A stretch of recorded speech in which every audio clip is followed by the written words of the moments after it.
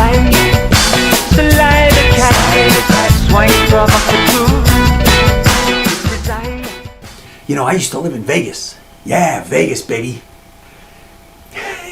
I lived there for 5 years. 5 years living in Vegas. I call it the lost weekend. Let me tell you something. When you live in Vegas, it's a whole different world than when you go to visit Vegas. Like when you go to visit Vegas, you never say Vegas. It's always Vegas, baby, because you're excited. You're going to Vegas. You always put the baby on there. Vegas, baby. When you live in Las Vegas, it's like, Vegas. When you go to visit Las Vegas, it's like you're that guy in the back of the limousine and you're on the way to a strip club because it's Vegas, baby. You know, when you live in Las Vegas, it's like you're that guy driving the limousine and your wife is one of the strippers because it's Vegas. When you go to visit Las Vegas, you're in Sin City. Anything is possible. When you live in Las Vegas, you're in a gold lame suit with a cheese stain.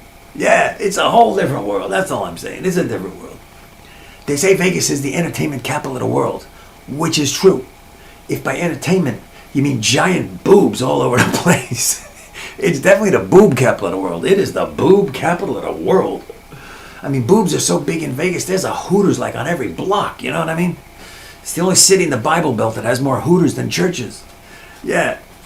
I mean, one day, they had a day without a woman in Vegas. 3 Hooters went out of business, went right out of business. No women, what are you going to do? I mean, that's the whole gig, is the women.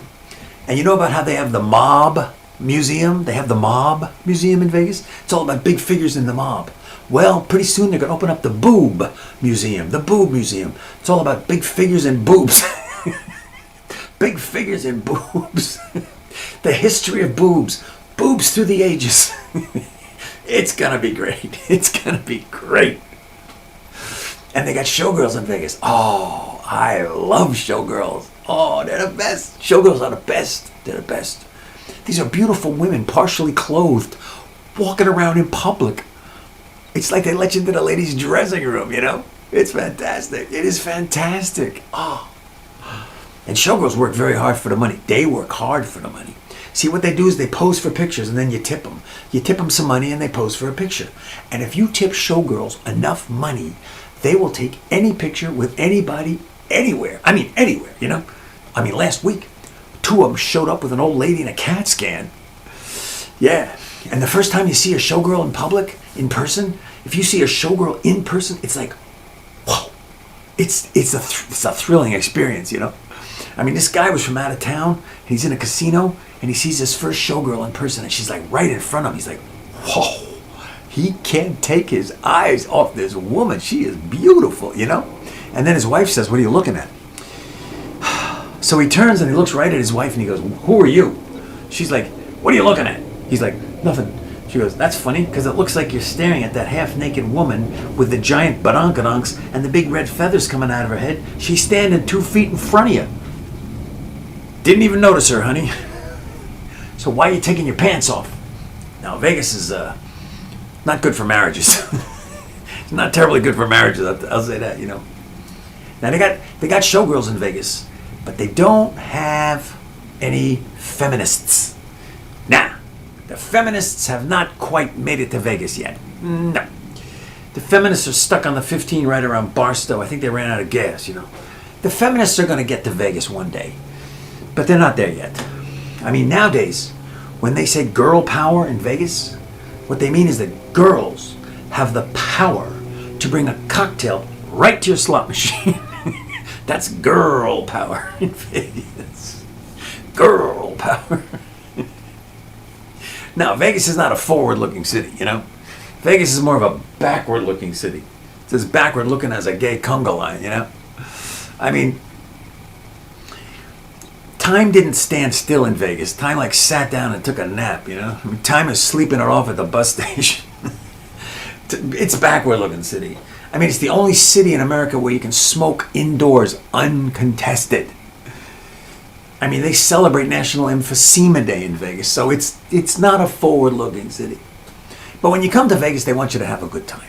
They want you to have a great time in Vegas. Absolutely.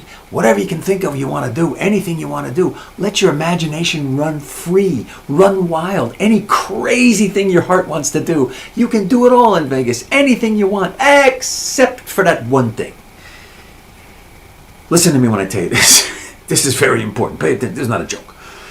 There's one thing in Vegas that they don't want you to do. Now listen to me. Don't count the cards at the blackjack table. No. No, no, no, no, no, no, no, no, no, no, no, no, no. Don't do it. Let me tell you something. If you count the cards at the blackjack table, that gets them very grumpy. They get really, really grumpy. Oh yeah. They will roll you up on a rug and run over you with a car. Don't count the cards, huh? Anything else you want. Anything else you want. It doesn't matter. Whatever you want. Hey, you want to have an orgy in your hotel room? Call the front desk. In 5 minutes, there will be naked ladies swinging from the chandeliers. You want to bury a body in the desert? Call the front desk. They'll send up a shovel and a map. Just don't count the cards. Capiche? Capiche? I thought we were friends here. What? Don't count the cards. Capiche? Come on, huh? Desire, Sly the cat, swing from up the blue. Desire.